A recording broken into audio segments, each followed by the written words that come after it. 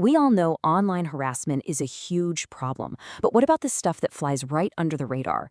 You know, the subtle, coded insults that are just as nasty but don't use the obvious swear words? Well, today, we're going to dive into a new AI framework that's specifically designed to understand and sniff out these hidden forms of cyberbullying that most other tools just completely miss. Let's get into it. And just to get a sense of the scale we're talking about here, check this out. A study from McAfee found that a shocking 87% of teenagers have run into some form of online violence. I mean, this isn't some niche problem affecting a few people, it's practically everywhere, which makes the need for smarter detection tools more urgent than ever. Now look at this example, which comes right from the research paper. What's so wild about this is that there are no curse words. Not one. A simple keyword filter would just let this slide right on by. And yet the intent, the maliciousness, it's just so clear. And that gets us right to the core of the problem. How in the world do you teach a machine to understand context and intent, not just a list of bad words? So, here's our game plan for today. First, we'll talk about this hidden harm online. Then, we'll get into why the old tools just aren't cutting it anymore. After that, I'll introduce you to this new AI detective. Then, the fun part. We'll see the results. And finally, we'll wrap up with what this all means for us. Okay, so modern cyberbullying, it's gotten really sophisticated. It's way more than just simple name calling now. We're talking about spreading rumors, doxing, leaking someone's private info, and really targeted harassment campaigns. All this subtlety makes trying to detect it automatically incredibly, incredibly difficult. All right, so how have platforms tried to fight this in the past? Well, let's take a look at why those older methods are really starting to fall short. This slide just breaks it down perfectly. The old school methods, basically just lists of bad words, are like trying to catch tiny fish with a net that has huge holes. Sure, they're easy to use and they'll catch the big, obvious stuff, but all the modern language, sarcasm, inside jokes, coded words, it all just slips right through. A simple word list just can't keep up with how people actually talk online. And that brings us to the hero of our story, a brand new, really sophisticated AI framework.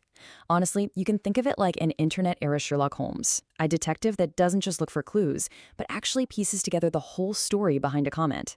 It uses this really cool multi-layered approach to truly understand what's being said. So here's how it works, broken down into 3 main steps.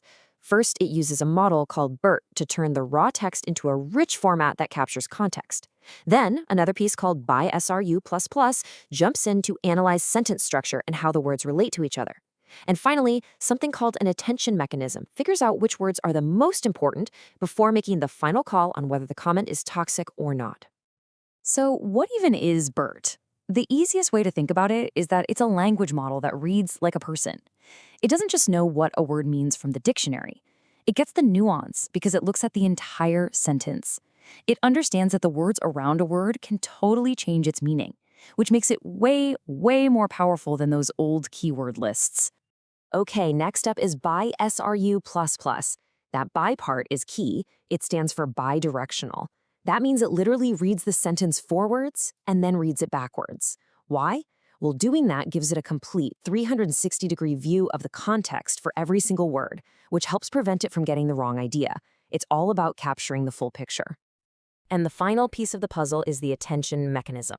I love this analogy. It's basically the model's own personal highlighter. So when it sees a sentence like, "You're so boring," it automatically highlights the words "you" and "boring." It learns that the super negative link between those two specific words is the key to figuring out that this is a personal insult. It literally learns what to pay attention to. It's so smart. But wait, there's one more secret ingredient here: multitask learning.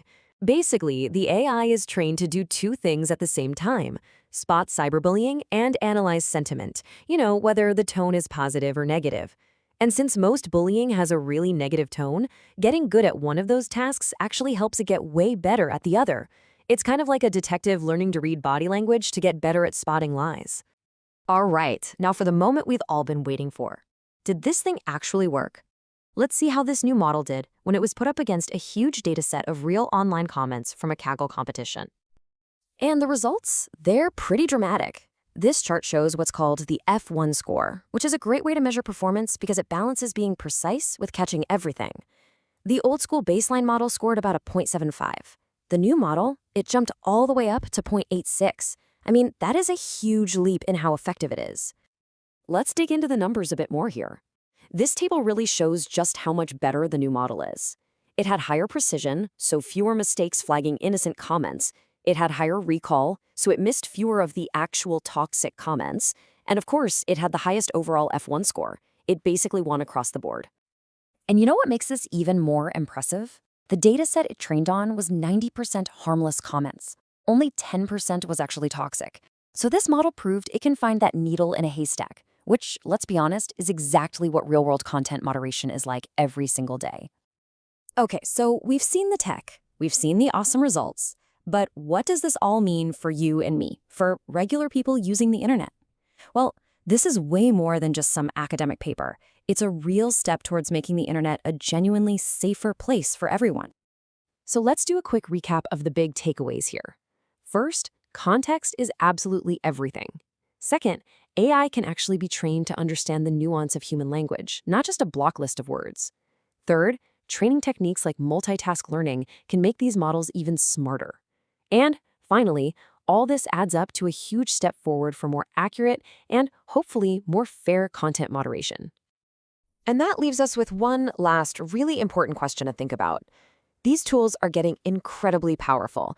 So as this AI technology gets better and better at policing harmful speech, the big challenge for all of us is going to be finding that balance. How do we use it to protect people from real harm without accidentally shutting down free and totally legitimate expression? It's a tough one, and it's a conversation we're all going to need to be a part of.